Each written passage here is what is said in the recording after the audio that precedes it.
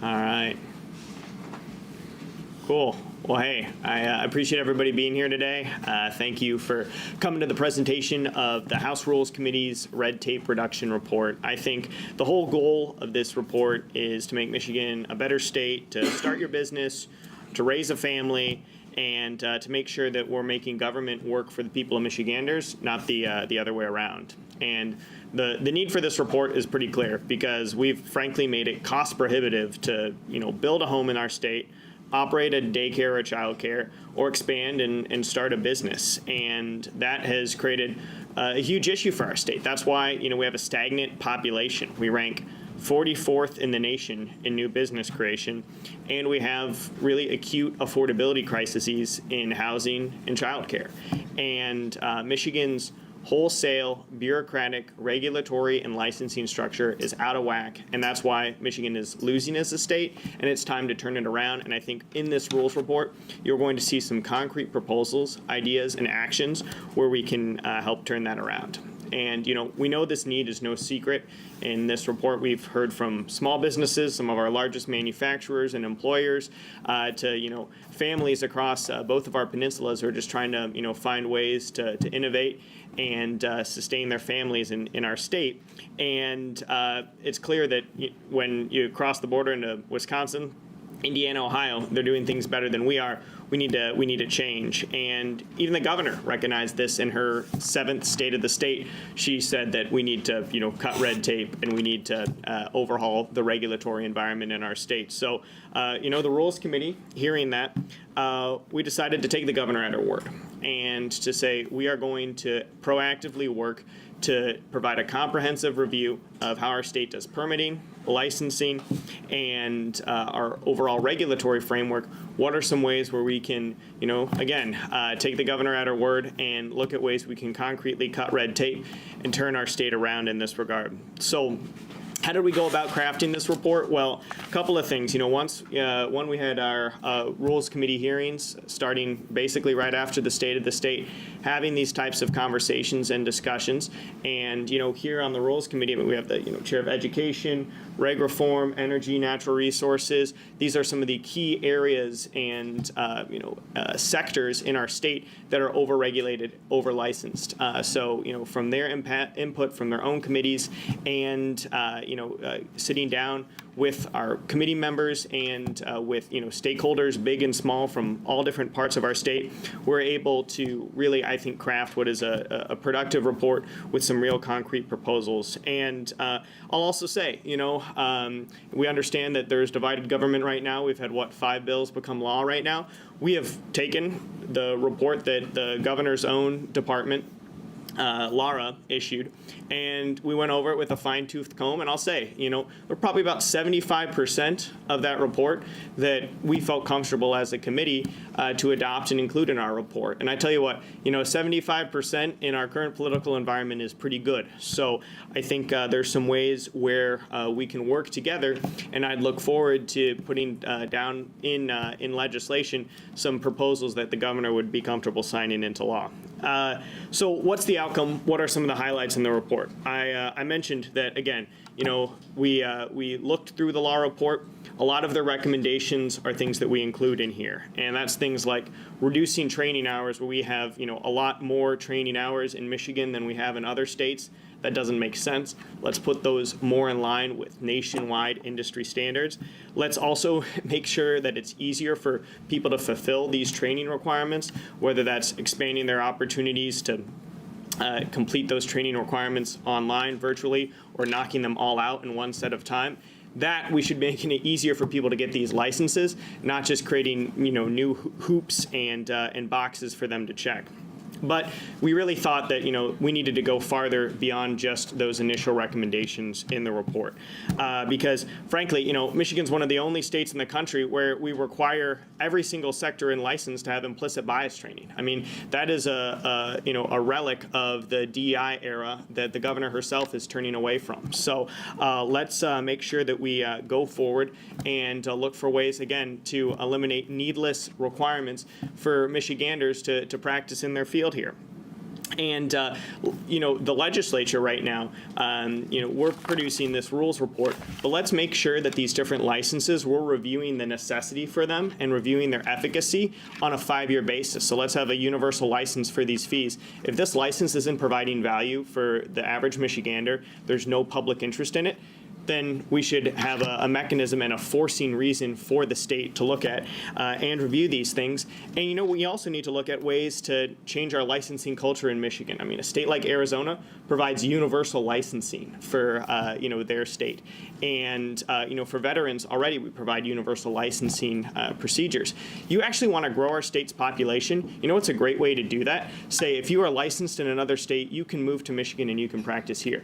Those are some concrete ways where, it doesn't take, Pauline, you served on the, population council. I think that's a recommendation that could actually, help us attract some new people to move to our state and, help expand our state's population.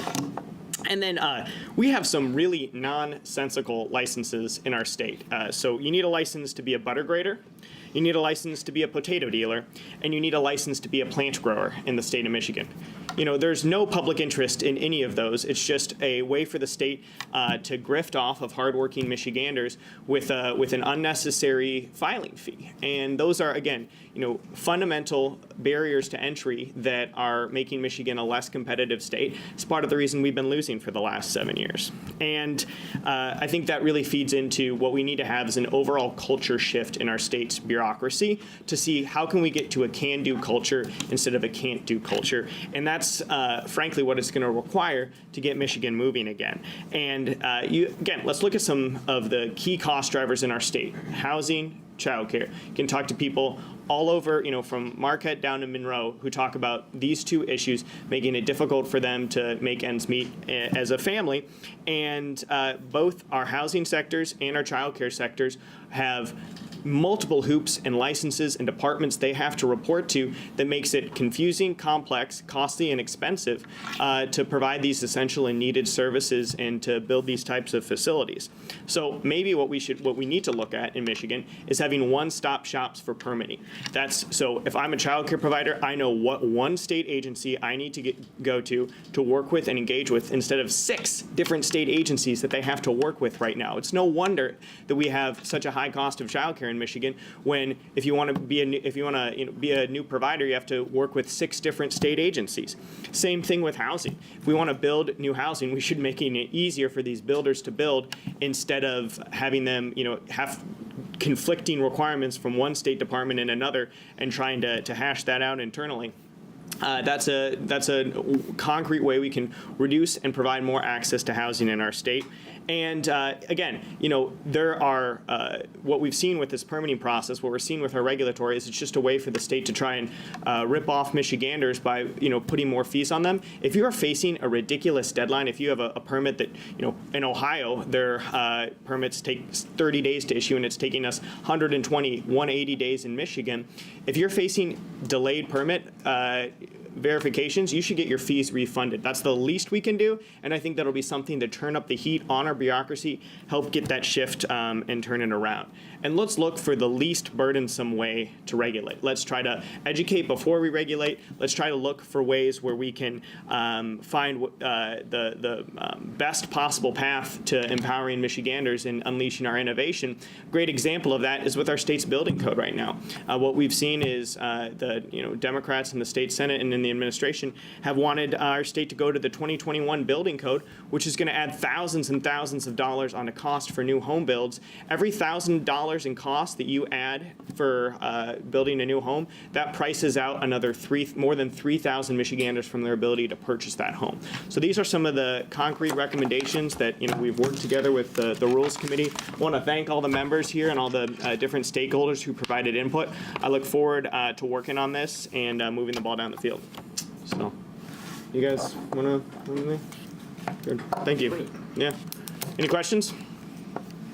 When it comes to making the budget, I think something that we've heard a lot in committees recently is what is the benefit of continuing to fund these departments at the level that they're at? Mm-hmm. But the point that you just made was, if you're waiting a long time for a fee or a license to come through, maybe you get that fee back. Yeah. For how long you have to wait. So what is the balance between funding FTEs and funding the staffing for these departments to meet those deadlines or meet that 30-day window that Ohio is achieving right now versus cutting the red tape and kind of dialing back unnecessary spending or funding. Yeah, absolutely. So, first off, we should be looking at the most efficient way, the most cost-effective way to regulate our businesses and to operate our state government.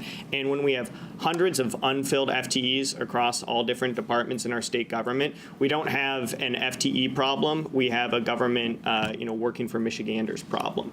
And so I think the best way to look at that is if this is a permit that is not being filled when they have, unfilled FTEs, they do not have an FTE problem, they have a culture of bureaucracy problem, we should be looking at ways to refund those permits. And I mean, that was an idea that the governor talked about in her State of the State. So again, these are issues I think we can work together on.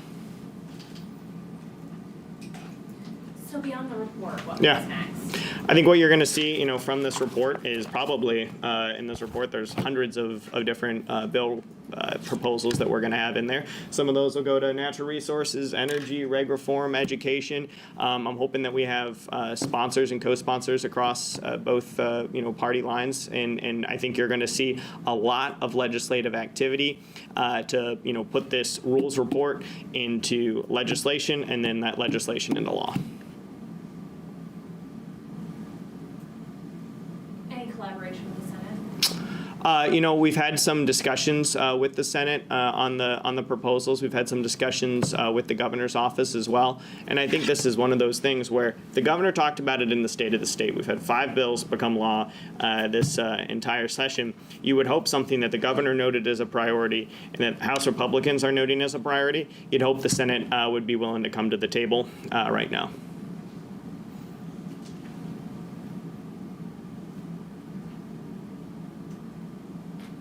Great. Well, thanks, guys. Appreciate it.